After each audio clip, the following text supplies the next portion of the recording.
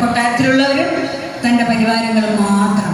ജനങ്ങളെ കുറിച്ച് ചിന്തിക്കാൻ അദ്ദേഹത്തിന് സമയമില്ല. ജനങ്ങൾ പട്ടിണിയിലും രോഗത്തിലും ദുരിതത്തിലും കഷ്ടപ്പാടിലും ജീവിക്കുന്നു. അങ്ങനെയുള്ള ഈ പാണ്ഡ്യ രാജാവ് ഇടയ്ക്കിടയ്ക്ക് സാമന്ത രാജ്യങ്ങളൊക്കെ കയറി എന്ന് ആക്രമിക്കുന്നു. അത് ആ രാജ്യം ആക്രമിച്ച് കീഴടക്കുന്നതിന് വേണ്ടിയിട്ടല്ല, പിന്നെയോ ആ രാജ്യത്തിന്റെ ഖജനാവ് മുഴുവൻ കൊള്ളയടിച്ച് അവിടുത്തെ പണം മുഴുവൻ കൈക്കലാക്കി തനിക്കും തൻ്റെ പരിവാരങ്ങൾക്കും മാത്രം ജീവിക്കുന്നതിന് വേണ്ടി. അങ്ങനെയുള്ള ആ രാജാവിനെ കുറിച്ച് അവിടുത്തെ ജനങ്ങളോടൊന്ന് ചോദിച്ചാൽ അവർ ചുറ്റുമൊന്ന് കണ്ണോടിച്ചിട്ട് വളരെ പതിഞ്ഞ ശബ്ദത്തിൽ അവർ പറയും, തലകൊയ്യും തമ്പുരാൻ അല്പമാത്രം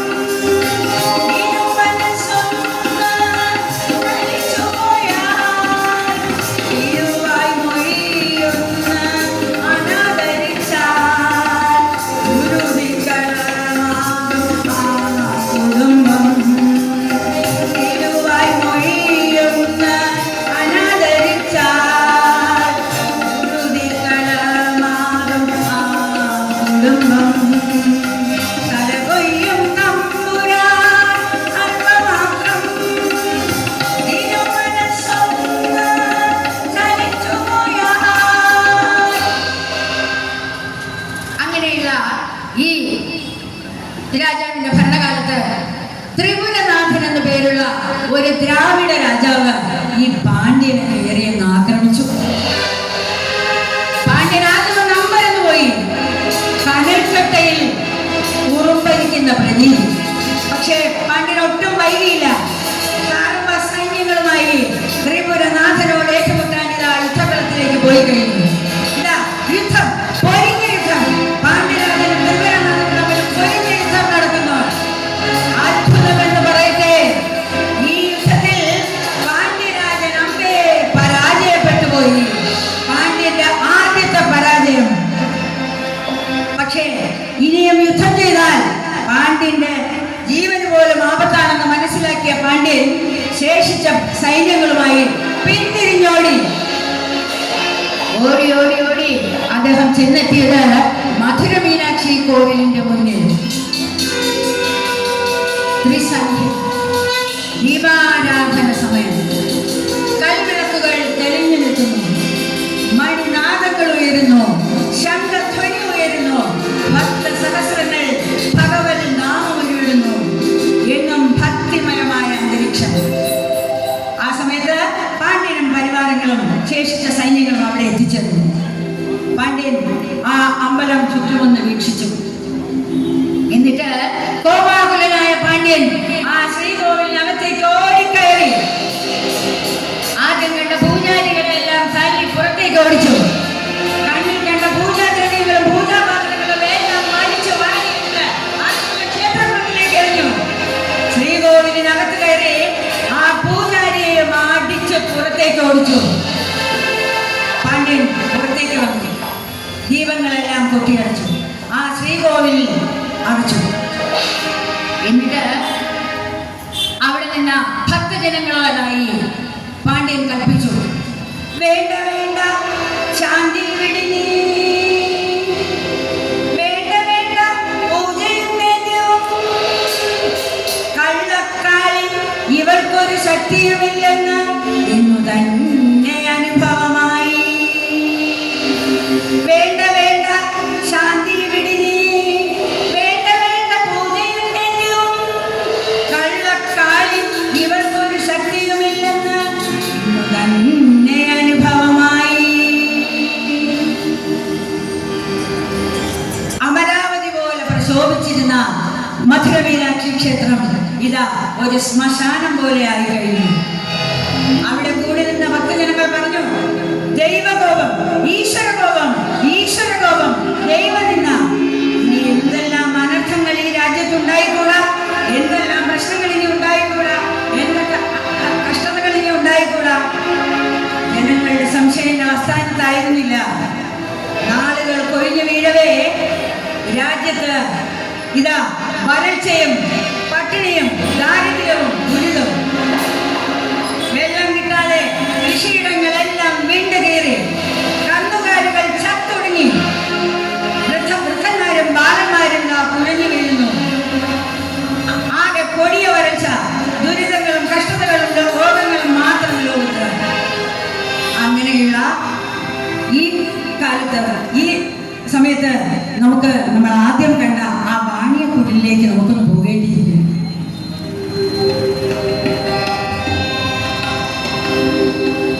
അങ്ങനെ ആ വാണിയക്കുടിലേക്ക് നമ്മളൊന്ന് പോയപ്പോൾ അതാ മുത്തുവിന്റെ 7 കുഞ്ഞുങ്ങൾ ആ ദ്രവിച്ച കുടിലിന്റെ മൂലയിൽ പൂച്ച കുഞ്ഞുങ്ങളെ പോലെ ചുരുണ്ടുകൂടിയിരിക്കുന്നു. ആ കുഞ്ഞുങ്ങളുടെ അടുത്തേക്ക് ആ അച്ഛൻ മെല്ലെ കടന്നു വന്നു. ആ അച്ഛനെ കണ്ടപ്പോൾ ആ ആഹാരം കിട്ടാതെ പട്ടിണിയിൽ കിടന്ന ആ പിഞ്ചു കുഞ്ഞുങ്ങൾ വിളിച്ചു പറയുന്നു, അച്ഛാ വെള്ളം വേണം, അച്ഛാ വെള്ളം വേണം, വെള്ളം വേണം അച്ഛാ, വിഷമിച്ചു അച്ഛാ, വെള്ളം വെള്ളം. ആ കുഞ്ഞുങ്ങളുടെ ദീനരോധനം കണ്ടുകൊണ്ട് നിൽക്കാൻ ആ മനുഷ്യനായില്ല, ആ പിതാവിനായില്ല. അയാൾ ആ കുടിലിന്റെ പുറത്തേക്ക് വന്നു.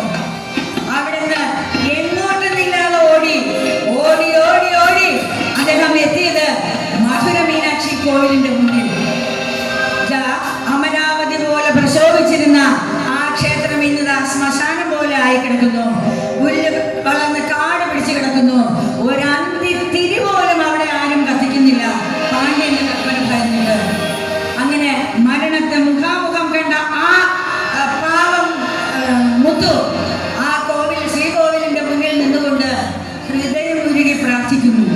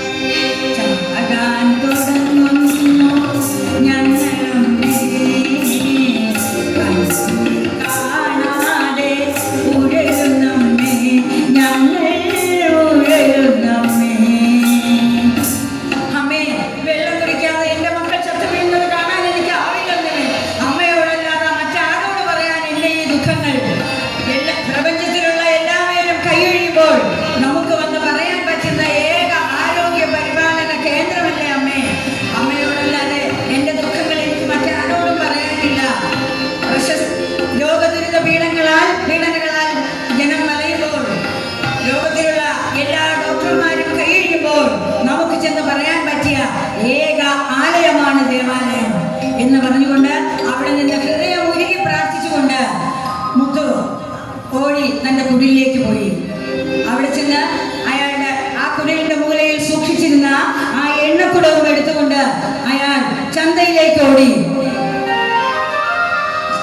അത്ഭുതമെന്ന് പറയട്ടെ, മുത്തു ചന്തയിൽ എത്തേണ്ട താമസം മുത്തുവിന്റെ എണ്ണ മുഴുവനും വിറ്റ് തീർന്നു. കാശ്, കൈ നിറയെ കാശ്. മുത്തുവിന് ആകെ സന്തോഷം.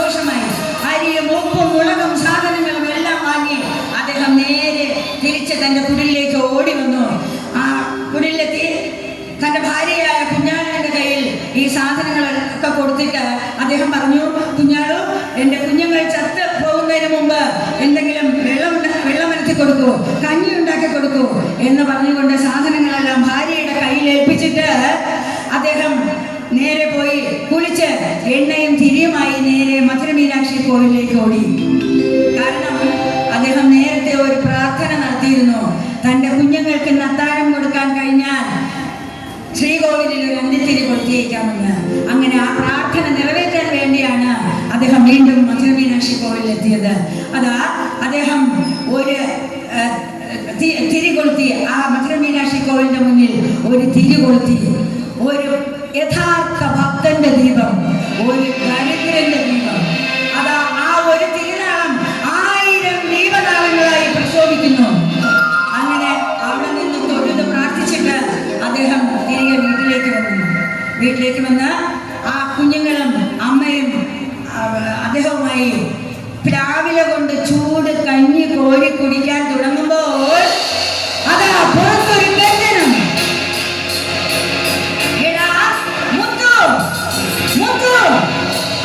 ആരടാ എന്റെ കൽപ്പന നിരസിച്ചുകൊണ്ട് മധുരമീനാക്ഷി കോവിലിൽ തിരികൊളുത്തിയത്? ആരടാ പറയടാ. വായിലെ ചുണ്ടോടടുപ്പിച്ച ആ കഞ്ഞിപ്പാത്രം രാവിലെയും വിറച്ച് താഴെ വീണുപോയി. അയാൾ പേടിച്ച് വിറച്ച് കുടിലിന്റെ പുറത്തേക്ക് വന്ന് നോക്കിയപ്പോൾ അതാ നിൽക്കുന്നു പാണ്ഡ്യനും പരിവാരങ്ങളും. പേടിച്ച് വിറച്ച് മുട്ടു വെളിയിലേക്ക് വന്നപ്പോൾ പാണ്ഡ്യരാജാവ് ചോദിക്കുന്നു, ആരടാ മധുരമീനാക്ഷി കോവിലിൽ തിരി കൊളുത്തിയത്? ആരടാ? എന്റെ ആജ്ഞയെ ധിക്കരിക്കാൻ നിന്നെ പോലെയുള്ള ഒരു ദരിദ്രന് സാധിച്ചുവെങ്കിൽ ഇവിടുത്തെ മറ്റു ജനങ്ങളുടെ സ്ഥിതി എന്തായിരിക്കുമെടാ? പറയടാ. അടിയനെ അവലോകം കൊടുക്കണേ. അടിയന്റെ കുഞ്ഞുങ്ങൾക്ക് ആഹാരം കൊടുക്കാൻ കഴിഞ്ഞാൽ ഒരു തിരി കത്തിച്ചേക്കാമെന്ന് അടിയൻ മധുരമീനാക്ഷി കോവിലിന്റെ മുന്നിൽ നിന്ന് പ്രാർത്ഥിച്ചു. അടിയനാണ് കൊടുക്കണേ, തിരുമനസ്സേ എന്നോട് കൊടുക്കണേ. പാണ്ഡ്യൻ അയാളുടെ കുടുമയിൽ ചുറ്റിപ്പിടിച്ചു. ഉറയിൽ നിന്ന് ഉടവാൾ ഊരിയെടുത്തു. അയാൾ അന്തരീക്ഷത്തിലേക്കൊന്ന് ഉയർത്തി. അതാ ആ പാവപ്പെട്ട മുത്തുവിന്റെ ശിരസ്സ് തെറിച്ച് തറച്ചു വീണു.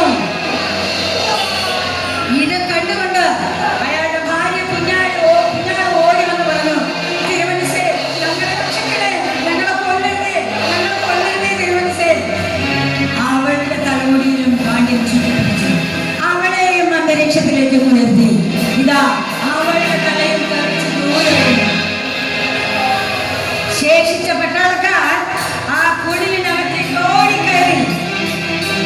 മുത്തുവിന്റെ 7 പിഞ്ചു കുഞ്ഞുങ്ങൾ, ആ മൂന്നിലിരിക്കുന്ന പിഞ്ചു കുഞ്ഞുങ്ങൾ ഓരോരുത്തരെയായി കയ്യിലും കാലിലും തൂക്കിയെടുത്ത്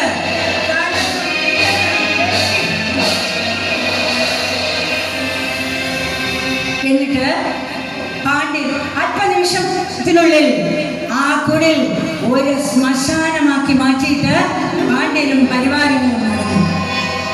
ഇതെല്ലാം കണ്ടുകൊണ്ടുനിന്ന ജനങ്ങൾ ആ കുടിലേക്ക് ഓടിക്കയറിയപ്പോൾ അതാ മുത്തുവിന്റെ 7 കുഞ്ഞുങ്ങളെ വെട്ടി അരിഞ്ഞു മുറുക്കിയിട്ടിരിക്കുന്നു. അതാ ആ ശവക്കൂരയിൽ ഒരു അനക്കം. മുത്തുവിന്റെ ഏറ്റവും ഇളയ മകൻ, ഒരു കൈയും ഒരു കാലും നഷ്ടപ്പെട്ട കുഞ്ഞ് എങ്ങോട്ട്